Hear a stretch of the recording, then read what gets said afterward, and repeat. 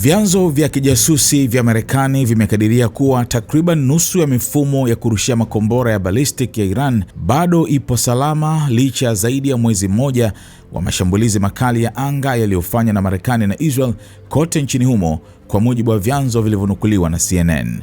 Hata hivyo, baadhi ya mifumo hiyo iliyosalia inaaminika kutopatikana kwa sasa baada ya kufunikwa na vifusi kufuatia mashambulizi ya mara kwa mara ya anga. Tathmini ya Marekani inatofautiana na madai ya awali ya Israel mwezi Machi, ambayo ilisema kuwa takriban 60% ya mifumo 470 ya kurushia makombora ya ballistic ya Iran ilikuwa imeharibiwa au kuzimwa. Tofauti hiyo inaelezwa kuwa inatokana na namna tofauti ya uainishaji, hasa kuhusu mifumo ambayo bado ipo lakini haiwezi kufikiwa kwa sasa. Kwa mujibu wa Israel, karibu mifumo 200 iliharibiwa moja kwa moja katika mashambulizi, huku mingine 80 ikisemekana kutofanya kazi baada ya jeshi la anga la Israel kushambulia milango ya mahandaki yanayoelekea kwenye vituo vya chini ya ardhi vinavyotumika kuhifadhi mifumo hiyo.